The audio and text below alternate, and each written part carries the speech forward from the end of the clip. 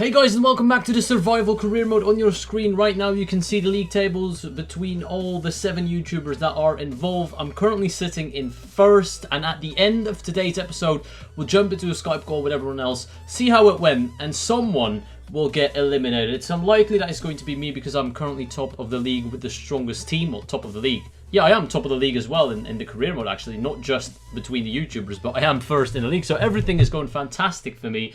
Although, that could change, because after today's episode, the YouTuber league table will be reset. So, once again, starting from 0 points, I could get knocked out, even though I'm doing so well right now. But let's find out how we do in today's episode. Not much at stake, but I do want to get a few wins, because I want to stay top of the BPL. And today, you'll be treated for 6 games instead of 5, because we have a Capital One Cup game against Arsenal. And usually, the other guys, I'm pretty sure everyone else will not try and go through in the cups. They'll use their weakest side and just try and get the fitness up from their players, but that's not what I'm going to do. I'm going to do it a little bit different. I just want to go for the cup because it's not only extra cash in the transfer budget, it's also a way to please the board if things aren't going well. I don't really need it, but I'm in a position where I can afford myself to, you know, take a few risks here and there. So I'm actually going to go for the cups, which is insane to think. But against Arsenal, we won't probably lost, although we're now in the second half and it's still 0-0 with Gignac coming on for Welbeck. So once again, guys, a completely different tactic to everyone else in this series. Be sure to check them out as well if you haven't already. But we go out of the cup.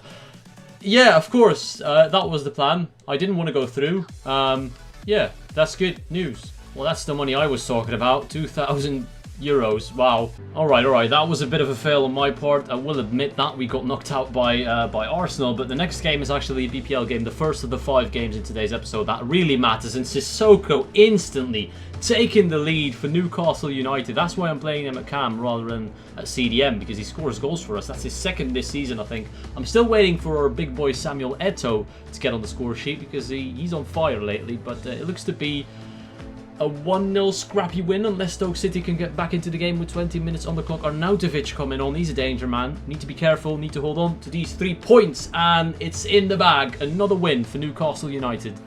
And the second BPL game of the episode is away once again against Swansea this time. And as you can see, they are 4th in the league table.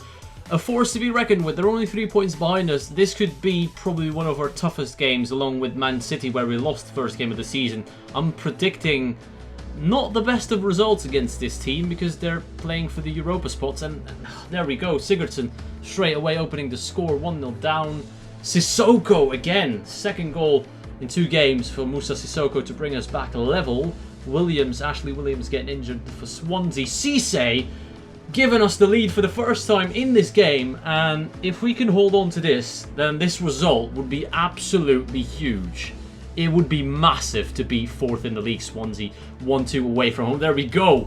Another result in our favour. We're absolutely cruising. I haven't yet made a change in my lineup in today's episode. There is just no need. The team is performing. Yes, we lost to Arsenal in the cup, but we won all our games in the BPL so far, so we're going to try and keep that run going against Leicester at home.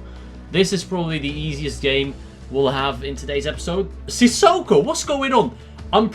Oh, Yanma, what are you doing? I'm pretty sure Sissoko is just Samuel Eto'o in disguise. FIFA's just being racist. They don't look alike at all. Kramaric misses a penalty, but Yanma, why? Why did you get sent off? Our win might be in jeopardy here. Can we hold on 10 more minutes? Looks like we're going to get the 3 points yet again, boys. You're not the only one being happy with playing the game, Sissoko. I'm very happy with your performances lately. He's been scoring goals left, right and centre, so into the next game we go with probably the same lineup with the exception of Daryl Janmaat. Alright guys, as Daryl Janmaat is suspended for 1 game in the BPL, I'm going to put Coloccini back into the side. I've been using Taylor and Shedu as a centre-back partnership this entire time, and Coloccini had to earn his way back into the team in my opinion, because players in form, you usually should play them over the players that are higher rated. Coloccini may be higher rated than Taylor, but he's not in the same form, so that's what I'm basing my lineups on. Most of the time, but Coloccini will be played against Spurs as we have no other option at White Hart Lane. They are 2nd in the league. Big game again. Let's see what we can do against Spurs away from home. It's going to be tough. Yeah, Harry Kane already scored. I'm genuinely expecting a loss this time because, okay, Cisse disagrees, but We can't keep winning like this. It's ridiculous how good we've been doing lately, but it looks to be a 1-1 draw. I might jinx it. Who's going to score first? Tottenham or Newcastle? I'm not too sure. It might be a 1-1 draw. I'll take that. I'll take a 1-1 draw. Please.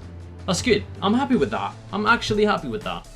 Alright, of course, we're going to put Janmaat back into the team because Colaccini, his arrow is pointing down. He's in horrible form now. He must have been the reason why we conceded that goal against Tottenham.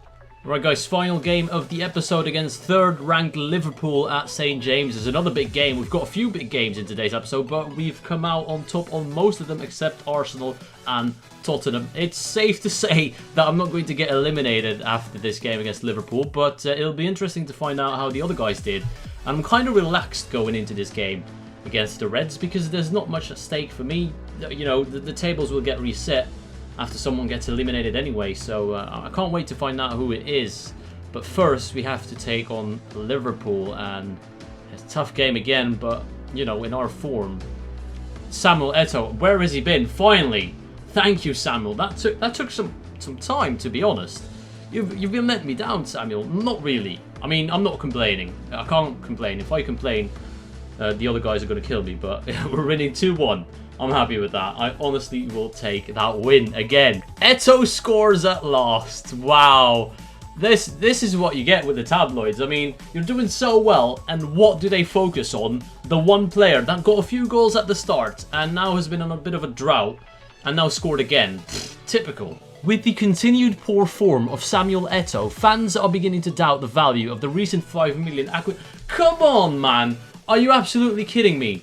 You must be bullshitting me. Look at his form. He's brilliant. Samuel Eto'o is absolutely brilliant, and they have no right to slag him off. That awkward moment when Steven Taylor is actually catching up to Aurélien Chedjou and is already higher value than him. Tiote going down as well. Sissoko, of course, going up. That's not too bad, but a few of my players have been decreasing, which is worrying. Cisse as well. Not gone down in overall just yet, but the stats are dropping for some of my players. That is worrying. After 10 games, we are on top of the BPL with 25 points. That is ridiculous. I never would have expected us to even get top 5 with just simming, but we've done so well, it's unbelievable. Samuel Eto'o is second in the top scorers ranking in the BPL, one behind Harry Kane. He's doing fantastic. Balotelli is scoring goals for Liverpool. That's when you know it's unrealistic. Let's take a look at the assists. Papi Cisse on 4. So he's been assisted Sissoko and Eto'o quite a lot, which isn't too bad. And then we've got Sissoko himself with 2 assists and probably 3 goals as well, if I'm not mistaken. Or is it only 2 goals? Am I an idiot? No, he's actually got 4 goals. 4 goals and 2 assists for Moussa Sissoko. Him and Eto'o, without a doubt, have been the star players of this series so far. But it's time to take a look at how the other guys did and jump into a Skype call with them and find out who's eliminated. We'll move on to the actual table after 10 matches. I've got the points right here. Right. And I'll start from the top and go to the bottom. In first place, not a big surprise, it's going to be Newcastle with 25 points. Jesus Christ! After 10 matches. God. You guys 8 wins, 1 more draw. Points in your next episode? Are you kidding me, Tim?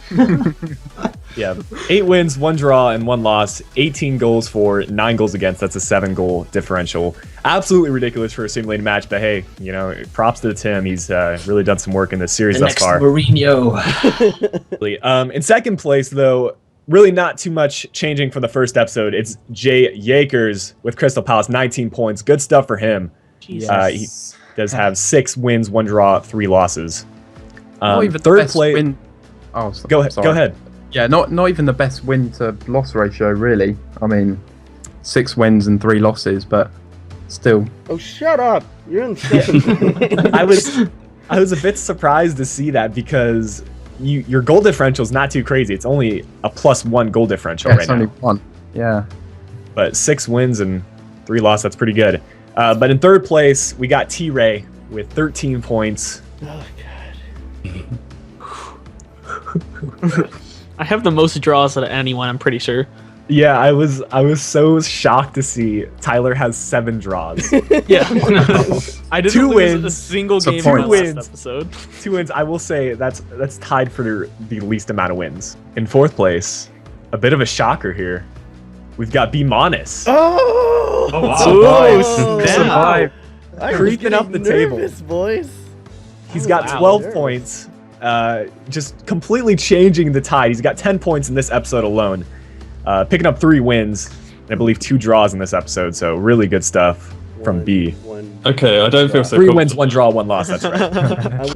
By the way, that's a good idea. If you were like, I don't want to leave a half an hour thing of footage in, but if I want to like make it so official that I like didn't reload or do anything, I'm just gonna leave like the raw footage in a media file and then leave the link on the channel. Yeah, that's too If much anyone work. questions Newcastle, I'm willing to do that as well. Cheater. Cheater. No, I'm not. I'll prove it. I'll upload the full I thing. feel like if he was gonna cheat, he wouldn't give himself even more points in the next episode. Well, that brings us down to 3 now, so it's getting a little bit heated. And in the 5th place position, we've got Guardy FIFA. Oh! Thank you. When you said that Tyler was tied for the lowest amount of wins and you said 2, and I'm like, shit, that's me. Like, I'm the other person with 2. I got so scared for a second. And that brings us down to the last 2.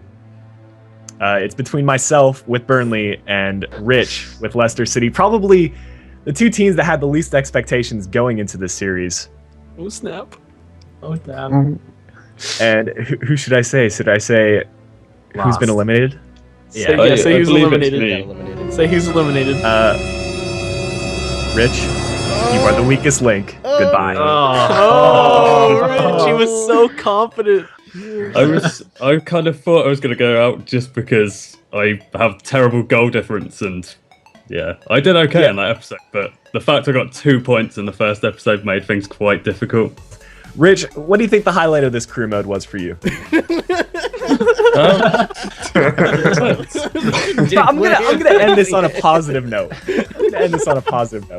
But as I started the second episode, I won away at Crystal Palace, which I was expecting to lose, so that was a good moment for me. I thought, right, I'm playing Burnley next, I could win this. And then Danny Ings scored in the 90th minute to win it for Burnley. I was like, oh no, this is not going well now. That was the one game I thought I was going to win in this series, and I lost it. But yeah. Well, I guess you could say Danny Ings saved me then. Well, if I'd have got a point out of that game, I would have still gone out on goal difference, wouldn't I? Okay, so just a quick clarification. Now that we have our first eliminated contestant, we're going to be resetting the points just to make the series a little bit more even. Obviously, if we were just to continue, I think we all know who the winner would be. So we're going to reset the points after this one. So we're starting on a clean slate, and it's going to make the next episode very interesting. I'm going to give the mic over to Rich now. Let him have his time before he leaves. Yeah, basically, I'd just like to congratulate everyone on not getting Leicester City. So, well done, everyone. Well, guys, that's going to bring a wrap to this episode of the Survival Career Mode. We're going to have episode 3 out as soon as we can for you guys, so stay tuned for that and get excited, get hyped. But with that, we're all going to say goodbye, and we will see you in the next episode. Goodbye. Bye, everyone. Bye. Bye, Rich. Bye. See you. That was like the saddest bye I've ever heard. I got eliminated, so, you know.